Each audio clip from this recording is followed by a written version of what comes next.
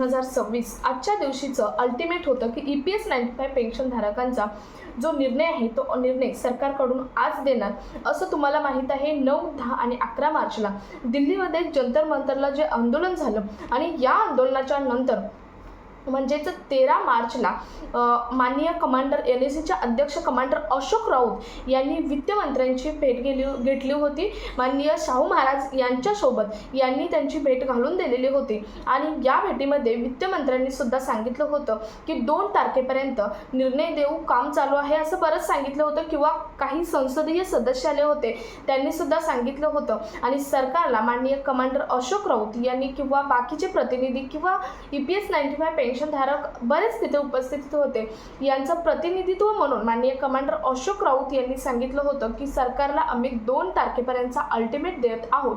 2 तारखेपर्यंत सरकारने आमचा निर्णय पूर्ण करायचा आहे असं कमांडर अशोक राऊत यांनी सांगितलं होतं। परंतु आज 2 तारीख आहे। आज मी आता जवळजवळ 1:45 वाजलेले आहेत तर 1:45 वाजता व्हिडिओ शूट करत आहे। आतापर्यंत कोणताही निर्णय सरकारकडून आलेला नाही। महत्त्वाचं म्हणजे कमांडर अशोक राऊत यांनी 9, 10 आणि 11 मार्चला जे दिल्लीमध्ये जंतर मंतरला आंदोलन केलं होतं, बरेच EPS 95 पेन्शनधारक वेगवेगळ्या राज्यातून तिथे उपस्थित होते। त्यानंतर सध्या लोकसभा आणि राज्यसभेचं बजेट सत्र चालू आहे आणि या बजेट सत्रामध्ये सुद्धा आपल्या महाराष्ट्राचे सुप्रिया सुळे असतील किंवा अरविंद सावंत असतील, उद्धव ठाकरे गटाचे अरविंदजी सावंत असतील यांनी सुद्धा EPS 95 पेन्शनधारकांची मागणी 7,500 रुपयांची आहे आणि तिची मागणी त्यांची उचित आहे।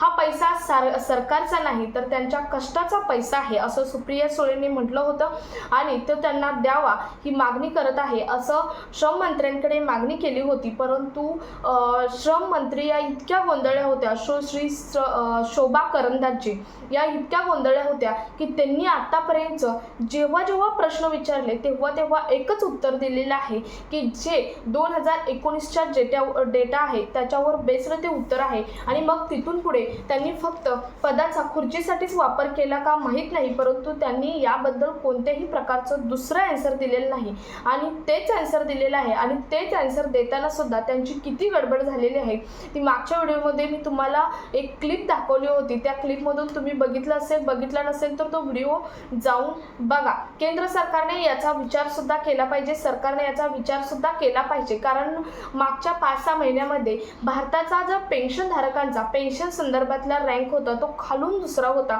यावरून तरी केंद्र सरकारने विचार केला पाहिजे की जे श्रम मंत्री आहेत ते श्रम मंत्री नेमकं काय करत आहेत कारण पेन्शन वाढी संदर्भात कोणताही निर्णय आज जवळजवळ 10 ते 12 वर्ष झाली परंतु कोणताही निर्णय केंद्र सरकारकडून किंवा सरकारकडून घेण्यात आलेला नाही। सध्या मागे काँग्रेसचं सरकार होतं, त्यांनीही आश्वासन भरपूर दिली होती परंतु त्यांनीही कोणत्या प्रकारचा निर्णय घेतलेला नाही।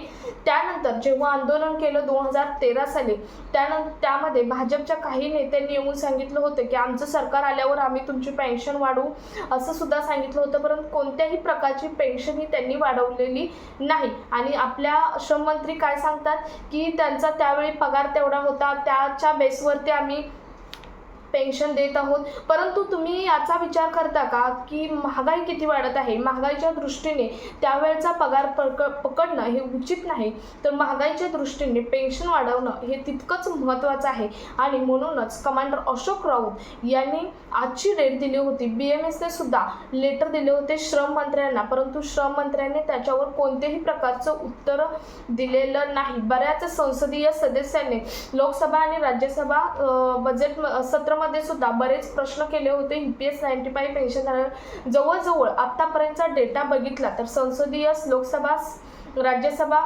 ज्या अधिवेशन चालू आहे शिवाय बजेट सत्र आता परवापासून चालू झालेलं आहे या सत्रामध्ये मला वाटतं 9 ते 10 संसदीय सदस्यांनी हे प्रश्न केलेले आहेत आणि महत्त्वाचे संसदीय सदस्य आहेत त्यांनी EPS 95 पेन्शनधारकांचा मुद्दा उचललेला आहे परंतु तो मुद्दाही त्या मुद्द्यावर सुद्धा सरकारने काम केलेलं दिसत नाही. कारण आज 2 एप्रिल आहे. 2 एप्रिलचा अल्टिमेट देऊन सुद्धा आता निम्मा दिवस तर गेलेला आहे. या निम्म्या दिवसामध्ये सुद्धा कोणत्याही प्रकारची अपडेट आलेली नाही. शिवाय NSE कडून सुद्धा कोणत्याही प्रकारचे अपडेट आलेली नाही. संध्याकाळपर्यंत ती अपडेट देतील, परंतु सरकारकडून अपडेट यायची वाट बघत असतील. सरकारकडून कोणत्याही प्रकारचा निम्मा दिवस गेला तरी अपडेट आलेलं नाही. त्यामुळे महत्त्वाचं म्हणजे पुढचा निर्णय काय असू शकतो, का पुन्हा आंदोलन करावं लागतं याची मात्र EPS 95 पेन्शनधारकांना वाटच पाहावी लागेल. EPS 95 पेन्शनधारकांचं ज्यावेळी आंदोलन स्थगित केलं जंतर मंतरला मागे झालेलं मार्चमध्ये, आता 9, 10 आणि 11 मार्चला जे आंदोलन झालं होतं ते आंदोलन स्थगित याच बेसवर केलं होतं. सर्वांची परवानगी घेऊन याच बेसवर कमांडर अशोक राऊत यांनी केलं होतं की 2 तारखेपर्यंत आम्ही अल्टिमेट देत आहोत आणि 2 तारखेपर्यंत जर आमच्या मागणी पूर्ण केली नाही तर 2 तारखेनंतर आम्ही जेल रोको, रेल रोको, रास्ता रोको आंदोलन करणार आहोत. आता आम्ही शांततेच्या मार्गाने आंदोलन केलेलं आहे. त्यामुळे आपल्याला त्या संध्याकाळी किंवा उद्या सकाळी आपल्याला अपडेट समजेल की सरकारने जर संध्याकाळपर्यंत कोणत्याही प्रकारचा रिपोर्ट दिला नाही तर NSE काय म्हणजे निर्णय घेते किंवा कधी आंदोलन करायचं किंवा काय निर्णय घेते हे मात्र पाहावं लागेल. तुम्ही बघितलं तर मागे जो संसदीय समितीचा 15वा रिपोर्ट आला त्यानंतर कमांडर अशोक राऊत यांनी एक झूम मीटिंग घेतली होती आणि या झूम मीटिंगमध्ये सांगितलं होतं की हा रिपोर्ट ही अतिशय महत्त्वाचा रिपोर्ट असतो आणि हा रिपोर्ट हा इतका महत्त्वाचा आहे का हा रिपोर्ट पंतप्रधानांना सुद्धा माहीत असतो. त्यामुळे किंवा वित्त मंत्र्यांजवळ सुद्धा हा रिपोर्ट जाऊन आलेला असतो. त्यामुळे आणि त्या रिपोर्टमध्ये महत्त्वाचा एक पॉईंट नोंद केला होता की EPS 95 पेन्शनधारकांच्या वाढीसंदर्भातील. आणि त्यानंतर मात्र कमांडर अशोक राऊत यांनी झूम मीटिंग घेऊन सांगितलं की आता हा रिपोर्ट आल्यामुळे आपण खूप सरकारच्या जवळ गेलेलो आहे आणि आपला मुद्दा कुठेतरी आपल्याला उचलून धरणं गरजेचंच आहे. तोपर्यंत आपण शांत बसायचं नाही. म्हणून त्यांनी 27 तारखेला म्हणजे 27 मार्चला प्रत्येक जिल्ह्यातील जी EPFO कार्यालय आहेत किंवा जिल्हाधिकारी कार्यालय आहेत या कार्यालयावरती EPS 95 पेन्शनधारकांचा मोर्चा नेलेला आहे. प्रत्येक जिल्ह्यातून गेलेला आहे. मी बऱ्याच जिल्ह्यातून आढावा घेतला.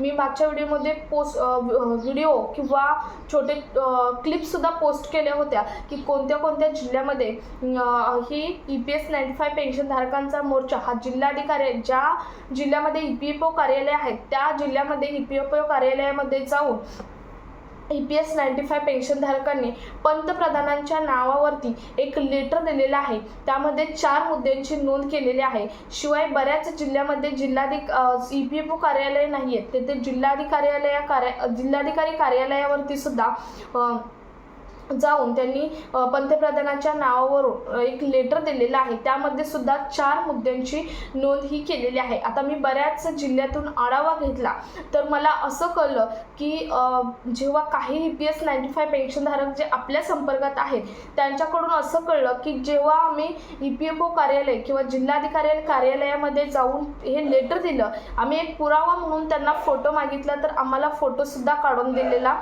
नाही. म्हणजे काही सरकारी अधिकारी असं सुद्धा वागत आहे की त्यांना या वृद्ध माणसांची कदर नाही, फक्त खुर्चीसाठी ते त्या पदावर बसलेले आहेत असं बऱ्याच ठिकाणी EPS 95 पेन्शनधारकांच्या बाबतीत आढळून आलेलं दिसलेलं आहे. मागे मी क्लिपसुद्धा बऱ्यापैकी मागच्या व्हिडिओमध्ये एका लावलेल्या आहेत की कुठे कुठे मोर्चे झाले किंवा कोणत्या कार्यालयामध्ये हे EPS 95 पेन्शनधारकांनी पंतप्रधानांच्या नावाचं लेटर हे दिलेलं आहे. तर आजच्या व्हिडिओमधून अतिशय महत्त्वाचा या वीकचा आपण आढावा तर घेतलेलाच आहे, परंतु महत्त्वाचं म्हणजे आजचा 2 एप्रिल हे महत्त्वाचा होता आणि 2 एप्रिलचा अल्टिमेट नेमका आत्तापर्यंतचा रिझल्ट काय आलेला आहे तर काहीच नाही. रिझल्ट आत्तापर्यंत आलेला नाही, निम्मा दिवस होऊन गेलेला आहे, परंतु संध्याकाळपर्यंत काय येतो का हे आपल्याला पाहावं लागेल. त्यावेळी आपला व्हिडिओ पोस्ट आपल्या चॅनलवर केला जाईल किंवा जर नाही आला तर NEC काय निर्णय घेते याचासुद्धा व्हिडिओ आपल्या चॅनलवर पोस्ट केला जाईल. त्यामुळे